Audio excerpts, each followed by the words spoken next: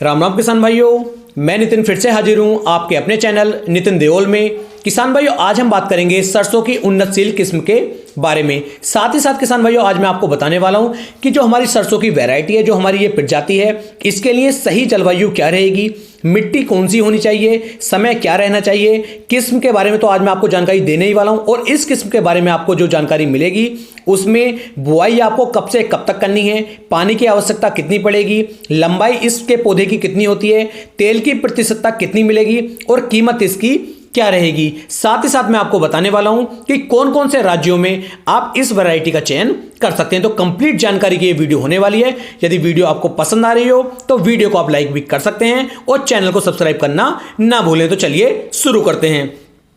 सबसे पहले बात कर लेते हैं जलवायु की। सरसों के लिए किसान भाइयों, सबसे उचित जो तापमान हमारा रहता है वो रहता है 25 डिग्री सेल्सियस से लेकर के 30 डिग्री सेल्सियस तक का यदि तापमान रहता है तो ये सरसों की किस्म के लिए, सरसों की प्रजाति के लिए सबसे उचित तापमान किसान भाइयों रहता है। अब बात करते हैं मिट्टी की कि सोइल जो हमारी होनी चाहिए, जो हमारी मिट्टी होनी चाहिए, ये कौन सी मिट्टी होनी चाहिए। तो जो किसान भाई हमारी दोमट मिट्टी होती है, दोमट मिट्टी बिल्कुल उपयुक्त मिट्टी मानी गई है सरसों की खेती के लिए। बात करते हैं इसकी बुआई की कि बुआई का सही समय क्या रहने वाला है। अब किसान भाइयों, इस समय पर अगस्त का महीना चल रहा है, यानी कि सितंबर जो स्टार्टिंग होने वाला है और अगस्त का बिल्कुल लास्ट चल रहा है। तो 25 सितंबर से लेकर के 25 अक्टूबर तक यदि आप सरसों की बुआई करते हैं तो यह बिल्कुल सही और उचित समय किसान भाइयों हमारी सरसों की खेती के लिए रहता है। आज जो मैं आपको किस्म के बारे में बताने वाला हूं, जो वैरायटी के बारे में बताने वाला हूं, वो है किसान भाइयों बायर कंपनी की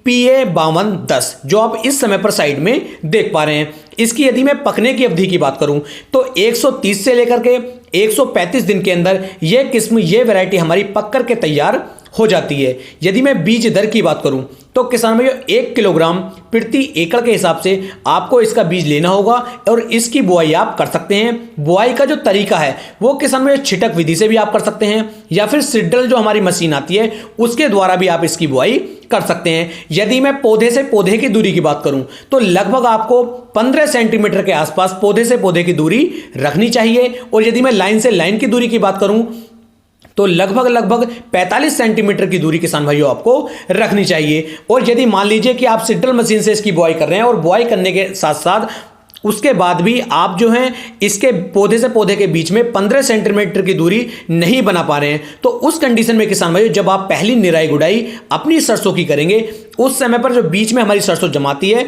उसे आप उखाड़ करके फेंक भी सकते हैं या अपने पशुओं को चारे के रूप में खिला भी सकते हैं। अब बात करते हैं किसान भाइयों इसके उत्पादन की। तो इसका जो उत्पादन है वो आपको लगभग 10 कुंटल से लेकर के 13 कुंटल प्रति एकड़ तक का उत्पादन ये वैरायटी, ये किस्म किसान भाइयों आपको निकाल करके दे सकती है। तो आप इसका जो है चयन कर सकते हैं। अब बात करते हैं इसे जो हम किस समय से किस समय तक बोएंगे।